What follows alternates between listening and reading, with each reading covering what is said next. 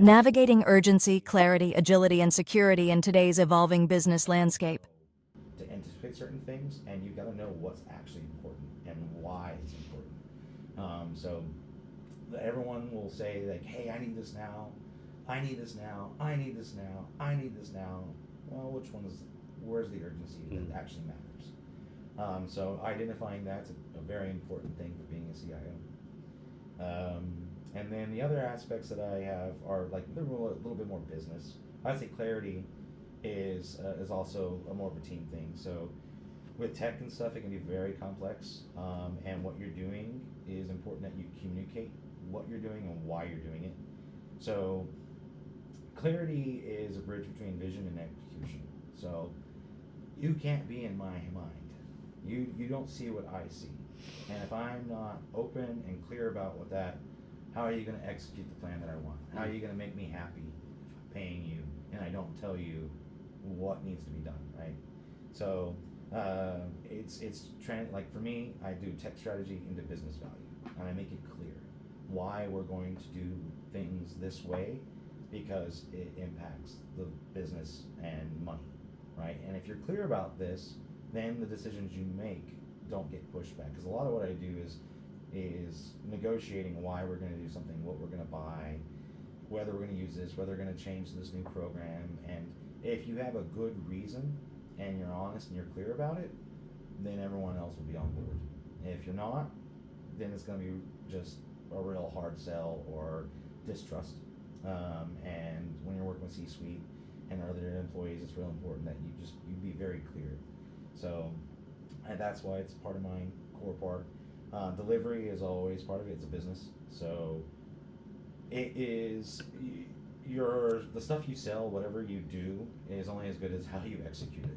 That's why the military has so many routines, right? Your execution is everything. It doesn't matter what you're doing; it's how you do it, and it also builds credibility. So, like we are in my industry, we don't miss deadlines. And what we deliver is, or it. Well, when it comes to success, like we measure success by what we deliver, not what we built, because we build buildings, right?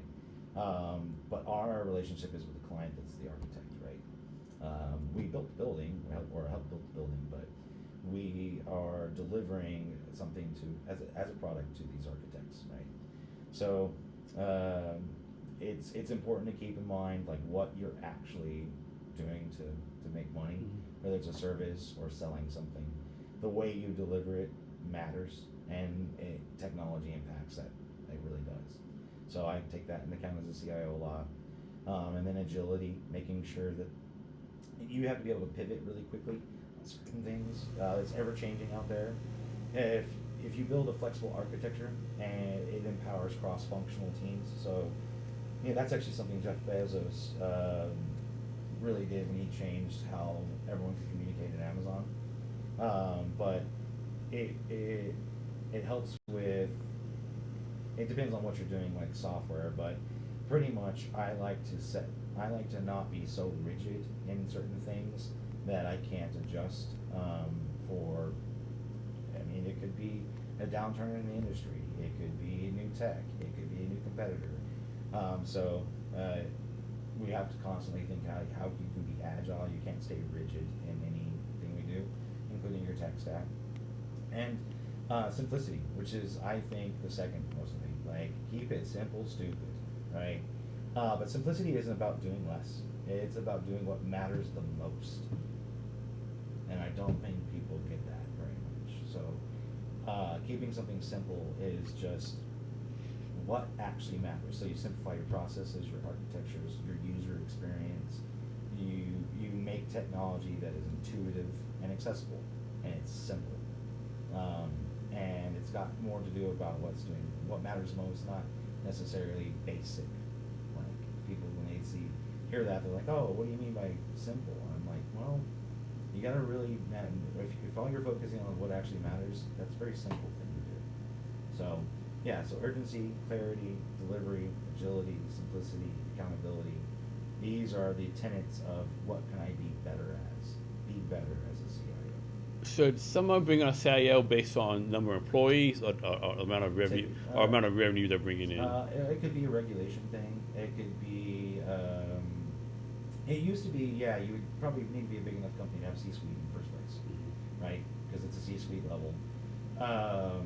And I do think it matters on the type though. So startups might have them, just because there's a lot of vendor management. There's a lot of investing into new technology and architecture. You know, your backbone of your company, whether you're using cloud, whatever you're going to do. That's where, well, you might be a startup with 3 people and you might be wearing multiple hats. You know, there are a lot of companies where, yeah, your treasurer, your secretary, your CIO, all those things, or whatever it is, that you're wearing all those hats. Mm-hmm. And I also think that people don't realize, like, some CIOs, you know, they only make maybe $35,000 per client, but they only have to meet once, maybe twice a quarter, right? They are just advising a board. You know, they know about the company, they know about what everything's going, they have the plan, the execution, but you know, they just meet every quarter, maybe twice a quarter, and sit with the board, and they go over all the stuff, and he is the advisor to the company, right? That's some people, that's some CIOs. Other CIOs are day in, day out, they're at the office, you know, they're very much part of the operations of the company, especially if you're an information heavy company. If you know, data brokers or whatever it is, it's a little bit more important that you're hands on. And then there's other, like I said, small businesses, they can't afford them. So that's why it's actually a growing thing to have CIO as a service. Integris is one of the largest MSP providers in the United States. They're pretty big, but they also they offer virtual CIO or remote CIO services, to where small businesses can ask those questions on how to grow their company and things like that, which normally maybe they couldn't afford to have someone on full time, but they're getting at least the valuable input that they need. So it very much depends. It's kind of like, what does a CEO do at every company? It's a little different. Yeah. What do you do as a CEO, right? Yeah. Yeah. So what is, like, talk about two-factor authorization? Does that really matter? Does that really, like, is that really like a safeguard against getting hacked? It is. It's actually the number one thing I do to advise small businesses. So the smartest thing you can do is, as a small business, right, you're going to need a cell phone at some point at this day and age that has the app or does texting by code. So one of the things I always recommend people do is you get a prepaid phone. You never give the phone number out. You never call anybody with it. You never text anybody with it. Nobody knows that phone number really exists. And that phone is, you use it to secure pretty much access to your DNS, your domain. Who you are online is your domain, right? So there are certain things that I would always lock down. That way they can't be disrupted. And two-factor comes in lots of different ways. Like I've got, you know, I use USB keys, which are hardware token-based things that can do a lot. But the reality is people are lazy when it comes to passwords.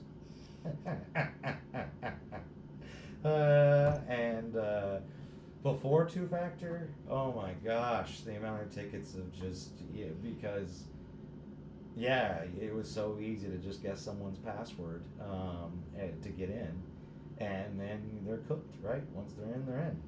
So two-factor, I think, came about realizing that people are lazy and they don't want to But manage is two-factor passwords. really safe? Is it really, like, unhackable? It depends on, it depends on what you're using. Okay. So if you're using SMS-based two-factor authentication, it's the least secure.